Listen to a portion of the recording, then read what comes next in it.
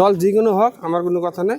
আমাৰ প্ৰাৰ্থীজন দক্ষ হ'ব লাগে, যোগ্য হ'ব লাগে, ৰাইজৰ সুখ দুখ বুজিব লাগে, ৰাইজৰ হৈ কাম কৰিব লাগে, ৰাইজৰ হৈ প্ৰতিনিধিত্ব কৰিব লাগে। বাস একদম নিষ্ঠাৰে যিজনে কাম কৰিব তেনেকুৱা মানুহক বিচাৰোঁ।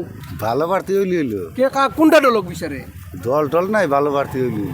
সমাগত 2026 বিধানসভা নিৰ্বাচন আৰু এই নিৰ্বাচনক লৈ ইতিমধ্যে সাধাৰণ ৰাইজৰ লগত কি মনোভাৱ আৰু তাক জানিবৰ বাবে ইতিমধ্যে মই উপস্থিত আছোঁ যোগীগোপাৰ পঞ্চায়তৰ অন্তৰ্গত চটপৰা গাঁৱত। আৰু চটপৰা গাঁৱত দৈনিক বজাৰত দেখিবলৈ পোৱা গৈছে মোৰ সতীৰ্থই দৃশ্যাংশ দেখুৱাব যে 2026 বিধানসভা নিৰ্বাচনক লৈ কেনেদৰে প্ৰতিটো ৰাজনৈতিক দলে কুচকবাজ চলিছে আৰু সাধাৰণ ৰাইজৰ মাজত কেনেধৰণৰ প্ৰতিক্ৰিয়া তাক জানিবৰ বাবে মই চটপৰাৰ দৈনিক বজাৰত এখন উপস্থিত হৈছোঁ। আৰু ইয়াত লোকসকল আছে আৰু লোকসকলৰ পৰা তেওঁলোকৰ জানিম যে তেওঁলোকে কি বিচাৰে, আচলতে তেওঁৰ বিগত 5টা বছৰে কেনেধৰণৰ উন্নয়ন হৈছিল আৰু বৰ্তমান যি 2026 বিধানসভা নিৰ্বাচন, এই নিৰ্বাচনক লৈ কি কয় তাক জানিম। কি ক'ব আপুনি 2026 বিধানসভা নিৰ্বাচন সমাগত কি ক'ব? হয়, নমস্কাৰ।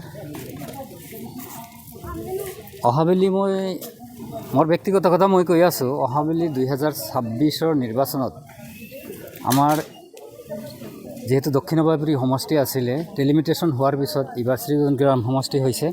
তো আমাৰ যিহেতু এইখিনি মুছলিম অধ্যুষিত এলেকা হয়, গতিকে আমি এক কথাত ক'বলৈ গ'লে মুছলিম প্ৰাৰ্থী আমি বিচাৰোঁ। তো যিয়েই নহওক আমাৰ কেণ্ডিডেট এনেকুৱা হ'ব লাগে, স্বচ্ছ আৰু নিকাভাৱে যিজন ব্যক্তিয়ে কাম কৰিব তেনেকুৱা প্ৰাৰ্থী আমি বিচাৰোঁ।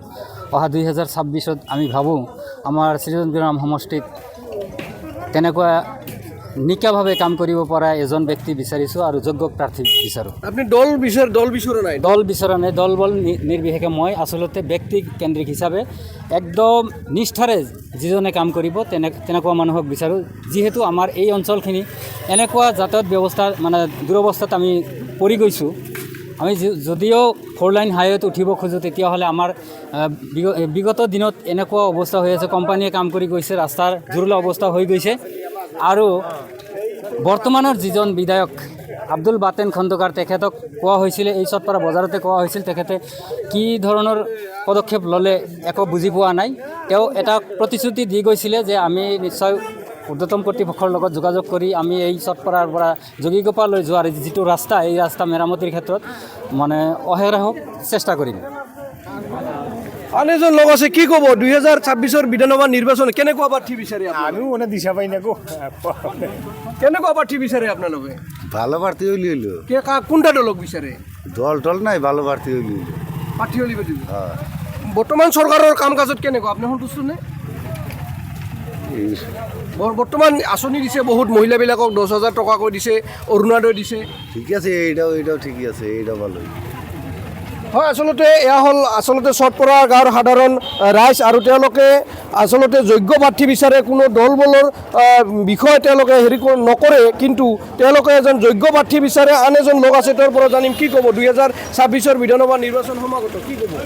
হয়, এইবাৰ ছাব্বিছৰ নিৰ্বাচনৰ বাবে আমি কুচকাৱাজ চলি আছে। যিহেতু আমি আশা কৰিছোঁ আমি এজন দক্ষ প্ৰাৰ্থী, আমাৰ সংখ্যালঘু ৰাইজৰ দৰে নেতা এজন ব্যক্তি লাগে, যিজনে মানে ৰাইজৰ সমস্যাখিনি ভালদৰে বুজি পাব, ৰাইজৰ সমস্যা সমাধান কৰিব। চাওক, আমাৰ ইয়াতে ৰাস্তাৰ সমস্যা আছে, ৰাস্তা আজিলৈকে পকী হোৱা নাই, বৰষুণৰ সমস্যা আছে, পানী যোগানৰ সমস্যা আছে। চৰকাৰে কেৱল মাত্ৰ পানী যোগানৰ নাম দি কোটি কোটি টকা কি কৰিছে, নিৰ্মাণ কৰি খালি দেখাৱাৰ কৰিছে, কিন্তু আজিলৈকে পানী পোৱা নাই। আমাৰ ইয়াতে আছে জলসিঞ্চন আঁচনি, কিন্তু আজিলৈকে পানী পোৱা নাই, ঠিকাদাৰে পৰিহানা গুচি গৈছে। গতিকে যিবিলাক সমস্যা আমাৰ সমাধান হ'ব, সংখ্যালঘু ৰাইজৰ যিবিলাক সমস্যা সমাধান যিজনে কৰিব পাৰিব, আমি তেনেকৈ এজন দক্ষ প্ৰাৰ্থী বিচাৰিছোঁ। আৰু এইটোৱে আমাৰ আশা। দল নালাগে, দলৰ কোনো কথা নাই? নাই, দলৰ কোনো কথা নাই, আমাক প্ৰাৰ্থীটো ভাল লাগে। দল যিকোনো হওক আমাৰ কোনো কথা নাই। আমাৰ প্ৰাৰ্থীজন দক্ষ হ'ব লাগে, যোগ্য হ'ব লাগে, ৰাইজৰ সুখ দুখ বুজিব লাগে, ৰাইজৰ হৈ কাম কৰিব লাগে, ৰাইজৰ হৈ প্ৰতিনিধিত্ব কৰিব লাগে। বাছ। আপোনাৰ চৰকাৰ কাৰ বিচাৰে? চৰকাৰ কাৰ বিচাৰে? চৰকাৰ যেইৰা হওক আমাৰ ক'ব লগা নাই। আমাৰ কথা হ'ল আমাৰ কাম হ'ব লাগে, ৰাইজৰ কাম হ'ব লাগে। চৰকাৰে ৰাইজৰ হৈ কাম কৰক, আমি ৰাইজ চৰকাৰৰ লগত আছোঁ, যিয়ে চৰকাৰ নহওক।